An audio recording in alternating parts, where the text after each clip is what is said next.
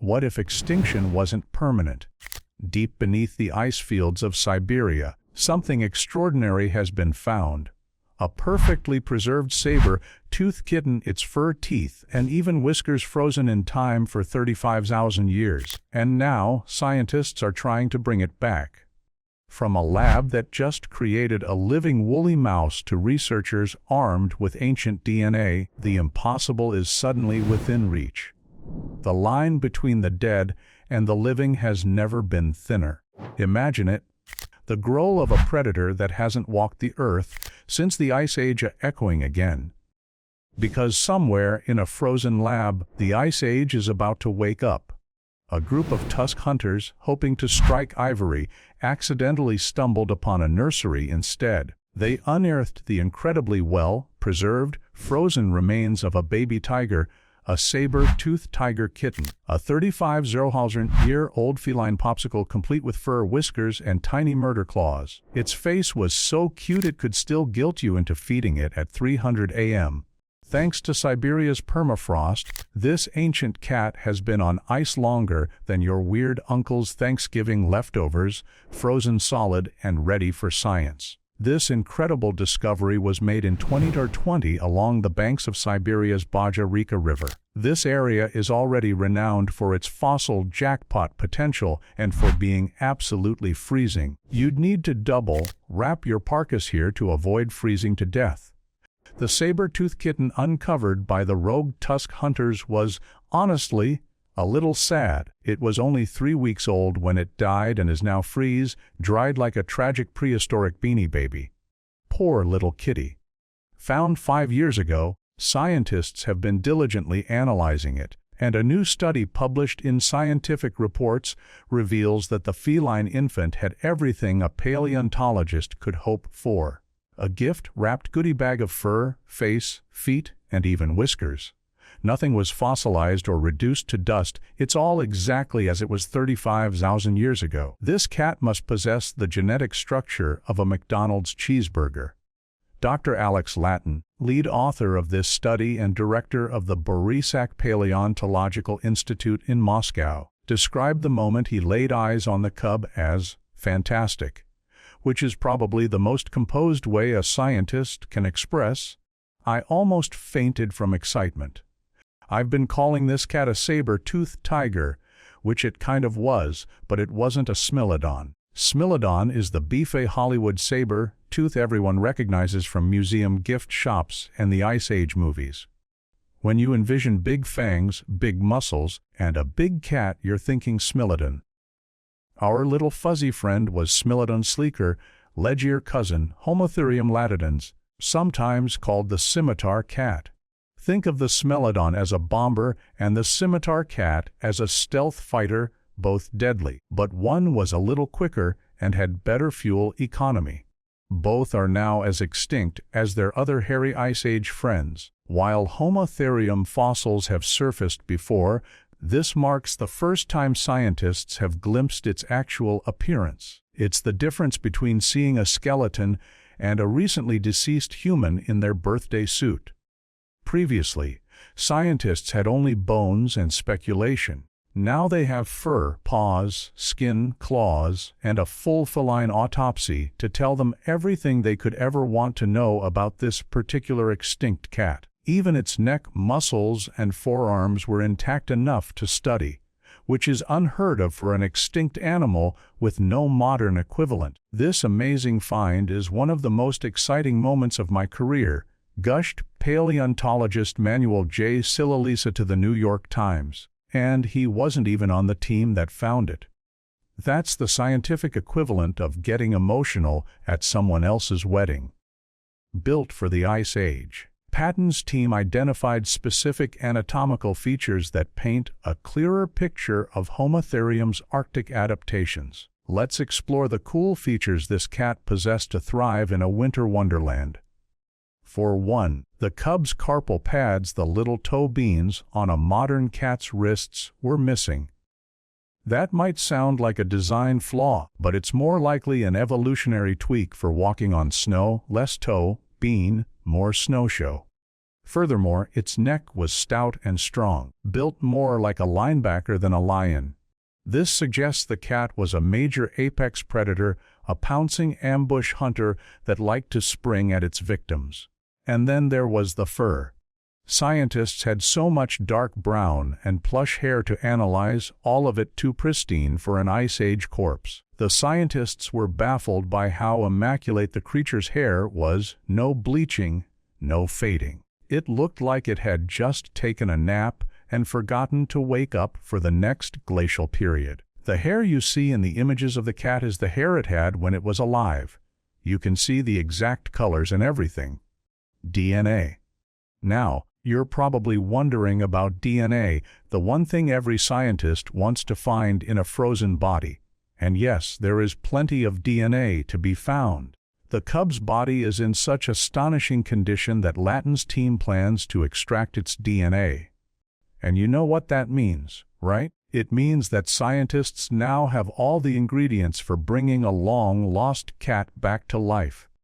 However, according to the scientists still poking at the cub, they have no plans to clone it yet.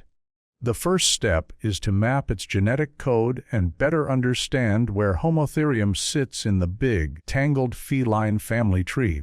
There's also hope and some giddy scientific anticipation that more Homotherium bodies might surface, maybe even adults. And that would be absolutely shocking because, as cool as an ancient kitten is, an intact adult saber-tooth would be like finding Bigfoot. And I'm not being dramatic. A frozen, well-preserved saber-toothed tiger body is the holy grail of frozen finds. And it is possible. Siberia's permafrost is basically a prehistoric deep freezer. This permanently frozen layer of sediment is perfect for preserving ancient remains. Other bizarre Ice Age relics found in this frigid zone include a 32,000-year-old wolf head, a mummified woolly rhino, and several whole mammoths that look like they were about to sneeze when time stopped. That's what makes this region so scientifically valuable. It's a graveyard, a museum, and a refrigerator all in one. And hopefully, it's only a matter of time until a fully grown adult saber-toothed tiger is found. Fingers crossed. The baby mammoth dream team. A tragic death, a freak accident, and the best preserved secret the Ice Age ever held. Deep in Siberia, frozen beneath tundra and time, two baby woolly mammoths lay buried for over 40,000 years. They died before they ever got the chance to stomp around. But thanks to the miracle of permafrost and a healthy dose of prehistoric bad luck, their tiny bodies are now offering up secrets that mammoth scientists have been dying to know for centuries. And yes, mammoth scientists are a real thing. There are people who have dedicated their whole lives to studying one animal that isn't even around anymore. At least you can say they don't have commitment issues.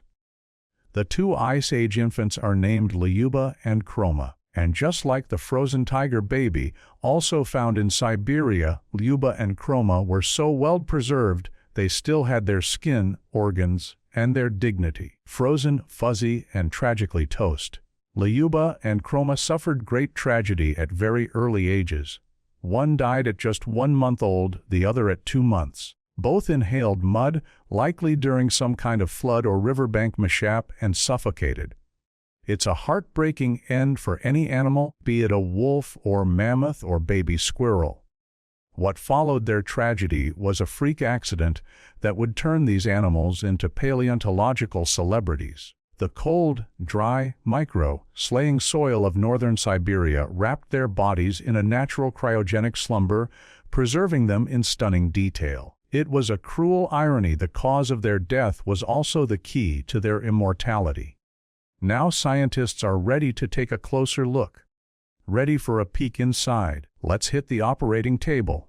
Inside the mammoth autopsy, you don't just toss a 40,000-year-old baby into an MRI machine, even if it is a frozen mammoth. Instead of being crammed into that terror tube from hell, the mammoths were examined using full-body CT scanners so big that Lyuba had to be trucked to a Ford automotive testing facility. But it was worth it to get a never-before-seen look at how woolly mammoths developed during infancy.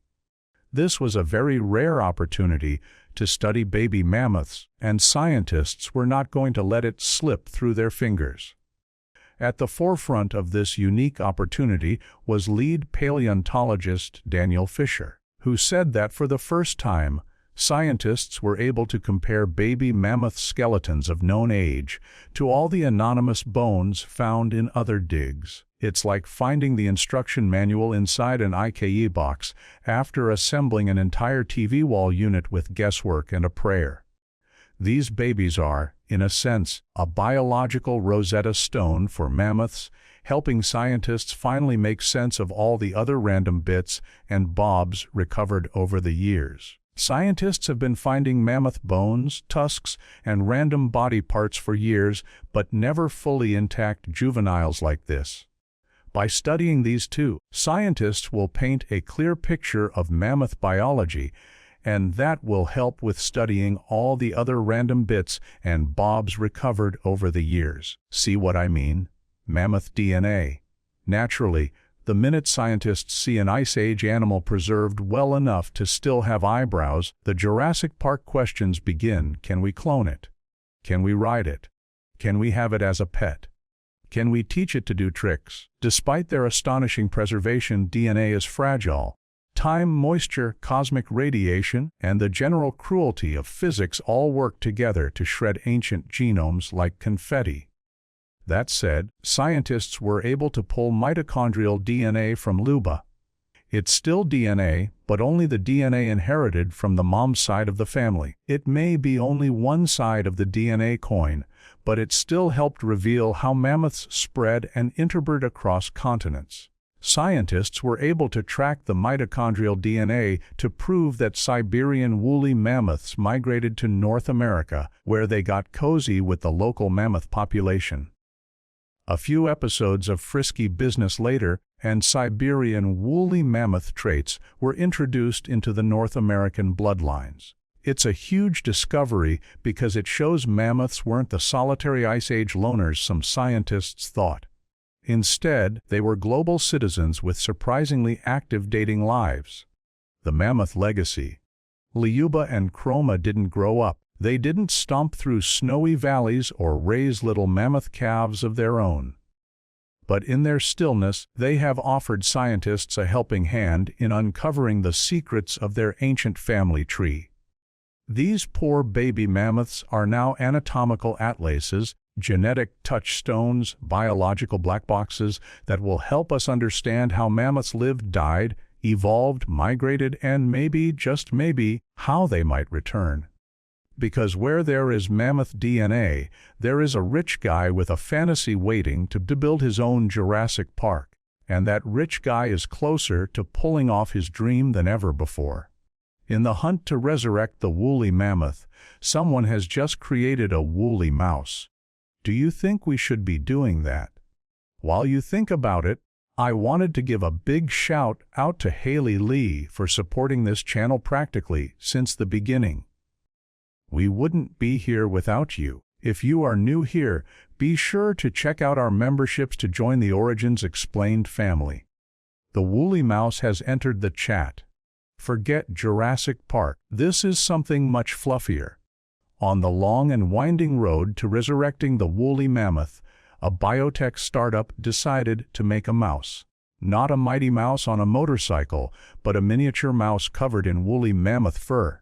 It's a cold-loving, fluff-enhanced, apricot-colored mouse that serves as the first major step for a company with a truly colossal goal. I guess before you can ride into the Arctic on a woolly elephant like some Ice Age Hannibal off to crush the Romans, you need to engineer a rodent with better winter wear.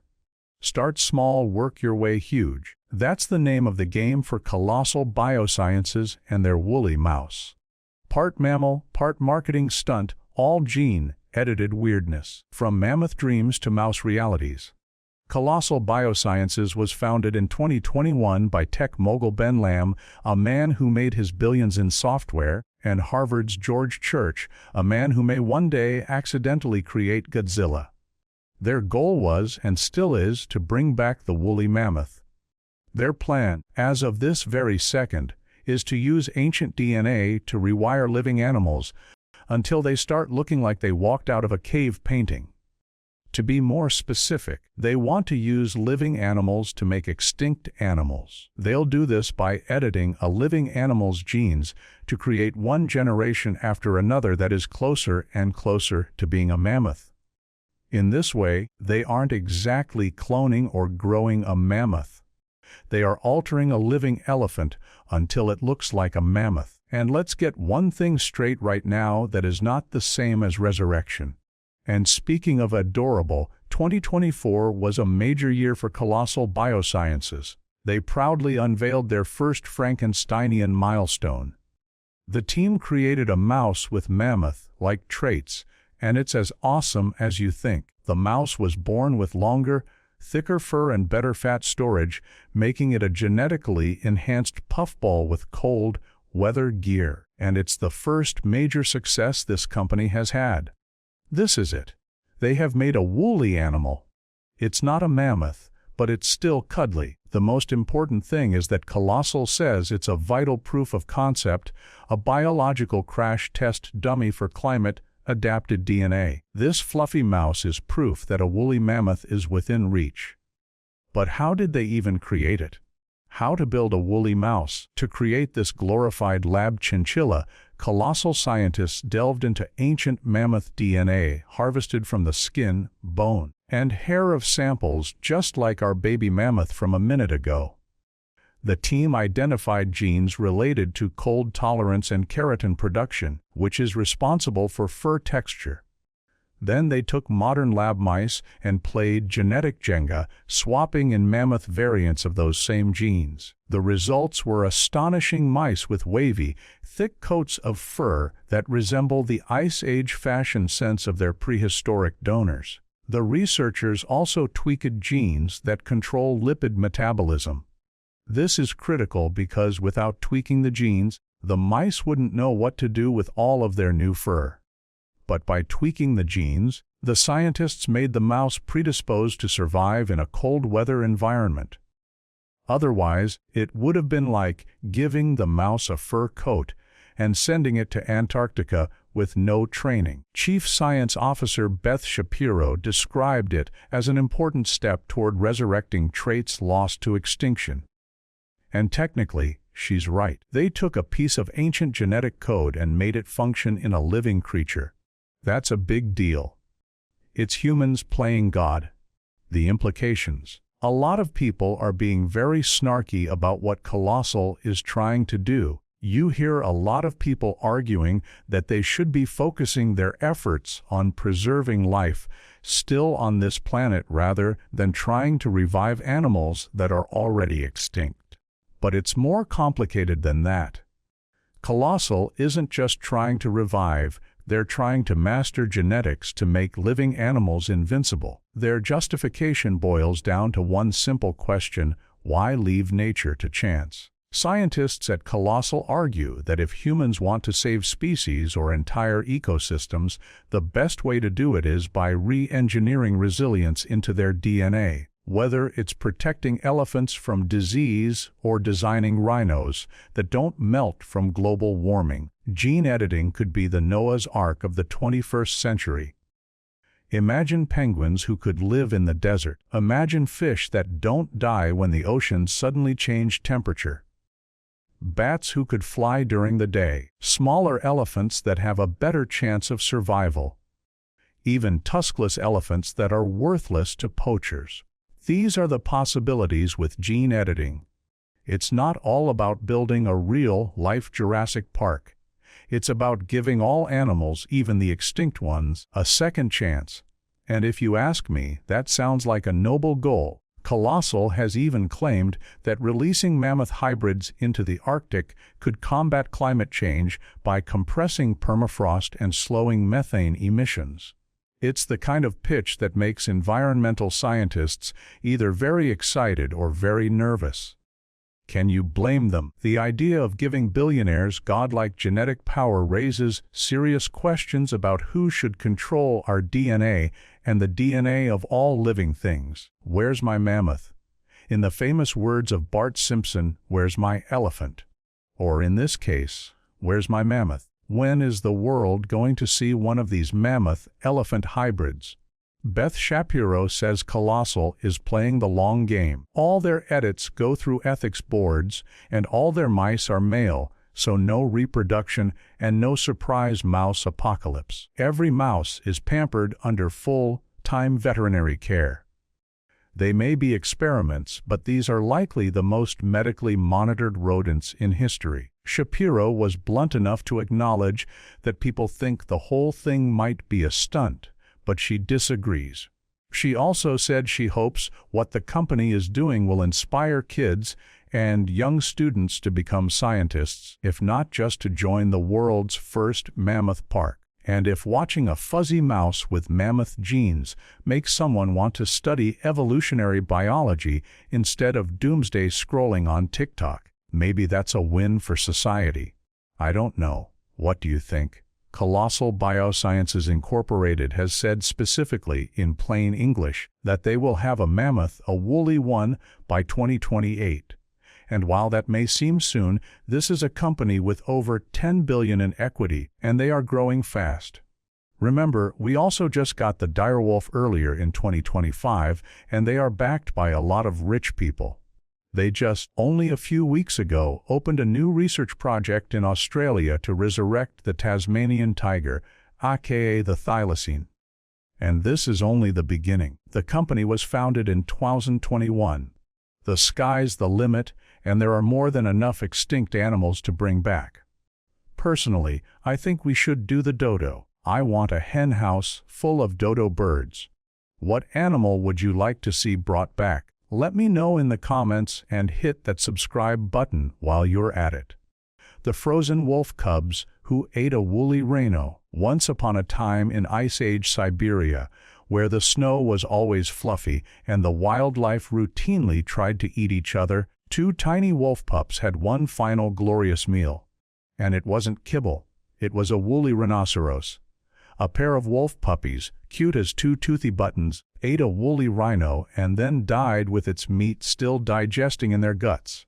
This isn't some deranged prehistoric bedtime story, I promise. This is real science. Two pups preserved in ice for over 14,000 years, discovered near the village of Tumat with their bodies almost perfectly intact. It's the same story you've heard already, their faces, their fur, their features, all immaculately preserved. But where these pups differ is their bellies. Scientists found their last lunch still inside them. What those stomachs revealed has been the real surprise. It's forced scientists to rewrite a chapter in the story of dogs, wolves, and which ancient creatures were chewing on what or who. Meet the Tumat pups. Nicknamed the Tumat puppies, these two little Ice Age cubs were discovered in 2011 and 2015, buried just miles apart in the Siberian permafrost. Their bodies had been resting beneath layers of mammoth bones, frozen soil, and the occasional charred scraps, suggesting that humans had once made camp nearby. When researchers found not one, but two eerily well-preserved puppies, their first thought was that they had found the oldest dogs ever discovered. It seemed that humanity's best friend was hanging out with woolly mammoth butchers, maybe even licking scraps off the bones. Could this have been our first connection with dogs? Turns out, no. Despite their adorable size and domestication, like coloring, the puppies were wolves. It just took scientists a little while to figure it out. They weren't proto-dogs or wolf-dog hybrids. They were standard wild canids with a taste for megafauna and no interest in sitting or staying, not even fetching. Amazingly, they were sisters. Despite being found months and miles apart, they were genetic sisters. They'd likely been napping in their den after dinner when a landslide sealed their fate. It wasn't a great way to go, but they probably didn't suffer. They would have suffocated fairly rapidly when they were preserved by the permafrost for the next 14,000 years. The Last Supper. Thanks to a study led by the University of York, everyone now knows these pups had an extremely interesting final meal. Using DNA analysis from their stomach contents, teeth, and tissue, scientists discovered traces of plants, a wagtail bird, and most shockingly, a slab of woolly rhinoceros. And did I mention these were wolf babies? They weren't even 10 weeks old yet, and they were eating fully grown rhinos. Did they hunt it themselves, or were they picking up their parents' scraps? It's probably the latter, but who knows? These days, there isn't a wolf in the world that would touch a rhino with a 10-foot tooth. Yet, the wolves of the Ice Age were hunting them down with their kids for brunch. They sure don't make wolves like they used to. Huh. Thank goodness. The frozen sisters give up the goods. Thanks to their pristine preservation, these cubs gave scientists a lot more than just a surprising menu. Their skeletons, organs, and the plant matter in their stomachs revealed what their environment was like at their time of death. The Siberian tundra was a prairie grassland dotted with willow twigs and shrubs from the east. It's amazing scientists know this just from a few trace elements inside ancient organs. Their tiny bodies revealed a lot about pack behavior, too. They were likely born in a den, cared for by the adults, and raised alongside more siblings. They almost definitely had brothers and sisters, since a two-cub litter is practically unheard of. Where did the other pups go? Hopefully, they went on to live full lives with bellies full of rhino meat. Then again, they might be under the permafrost, maybe even just a few feet from where one of their siblings was found. Dogs and wolves. These pups were part of a population of ancient wolves that, according to genetic evidence, went extinct without passing their DNA on to modern dogs. These wolves were a side branch on the canid family tree, one that ended in a collapsed den and an Ice Age freeze frame. But their existence reminds us that the line between dog and wolf wasn't always as clear as you might think. Scientists still have absolutely no idea when wolves became dogs. There was a moment when snarling turned to tail wagging and belly rubs, but scientists don't know when or how it happened. They're trying to figure out which wolf population realized it was easier to share food with humans than try to steal it from them. Dr. Nathan Wales from the University of York noted, "It's this kind of preserved specimen that will give insight into wolf evolution. Studying actual ancient wolves, still in the flesh and fur, yields significantly better results than studying old bones ever could." The Tumut puppies seem to have lived at the edge of man-dog relationships. They were still wolves, still hunting big game, but they were starting to hang out near human camps. They weren't ready to sit or roll over, but they were getting close. The hunt for the truth continues, but for now,